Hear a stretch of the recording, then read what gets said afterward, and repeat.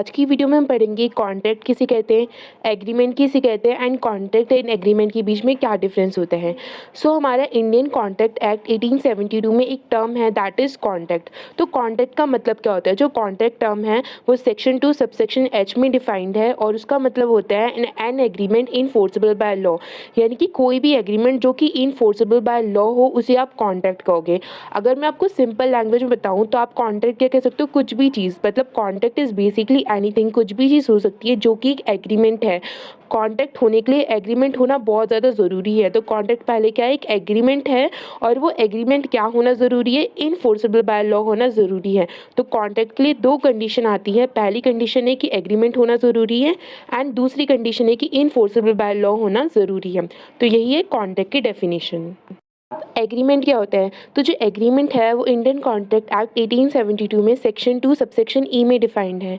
इसका मतलब होता है every promise and every set of promises forming the consideration for each other, यानी कि कोई भी प्रॉमिस या सेट ऑफ प्रॉमिसेस जिसमें कंसिडरेशन हो। कंसिडरेशन का मतलब होता है जब आप कुछ चीज़ किसी को दे रहे हैं एंड उसके बदले में आपको कुछ मिल रहा है। यहाँ पे एग्जाम्पल ले सकते हैं ए एंड बी का। ए ने बी को प्रॉमिस करा है कि वो अपनी वॉच बी को सेल करेगा एंड बी ने उसके बदले प्रॉमिस करा है कि वो ए को 1000 रुपीज़ देगा। ठीक है, तो यहाँ पे क्या हुआ? दोनों को कुछ ना कुछ मिल रहा है। ए को बी की वॉच मिल रही है एंड ए को क्या मिल रहा है? बी से 1000 रुपीज़ मिल रहे हैं। तो ये कंसिडरेशन हो गया। तो कोई सा भी प्रॉमिस या फिर सेट ऑफ प्रॉमिसेस जिसमें आप कंसिडरेशन करते हैं, जिसमें आप एक दूसरे को कंसिडरेशन देते हैं, उसको आप कहते हैं एग्रीमेंट और ये सेक्शन 2 सबसेक्शन ई में डिफाइंड है।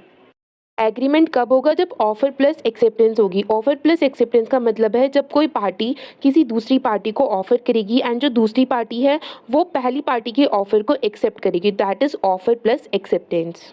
अब हम देखेंगे कि कॉन्ट्रैक्ट एंड एग्रीमेंट के बीच में क्या डिफरेंस होता है। पहला, जो कॉन्ट्रैक्ट होता है वो एक एग्रीमेंट होते हैं जो कि इनफोर्सेबल बाय लॉ होता है एंड जो एग्रीमेंट है वो प्रॉमिस है या फिर सेट ऑफ प्रॉमिस है जिसमें आप कंसिडरेशन फॉर्म करते हो एक दूसरे को देने के लिए। ठीक है, प्रॉमिस करते हो कंसिडरेशन के लिए। कॉन्ट्रैक्ट जो होता है वो लीगल होता है एंड इनफोर्सेबल बाय लॉ होना कंपलसरी होता है। बट एग्रीमेंट जो होता है वो एक्चुअली सोशली एक्सेप्टेबल होता है एग्रीमेंट। जो एग्रीमेंट है it may and may not be enforceable by law, यानी कि जो आपका एग्रीमेंट है वो इनफोर्सेबल बाय लॉ हो भी सकता है एंड इनफोर्सेबल बाय लॉ नहीं भी हो सकता। उसके लिए कोई ऐसी कंडीशन नहीं है कि उसे इनफोर्सेबल बाय लॉ होना कंपलसरी है। Next, a contract has to create some legal obligation. Contract में हमेशा कुछ ना कुछ लीगल ऑब्लिगेशन ही क्रिएट होती है, बट एग्रीमेंट में कोई भी लीगल ऑब्लिगेशन क्रिएट नहीं होती, उसमें कोई भी लीगल ऑब्लिगेशन नहीं होती। All contracts are also agreements, यानी कि सारे कॉन्ट्रैक्ट्स एग्रीमेंट्स भी होते हैं, लेकिन जो एग्रीमेंट होता है वो कॉन्ट्रैक्ट नहीं होता, हो भी सकता है नहीं भी हो सकता।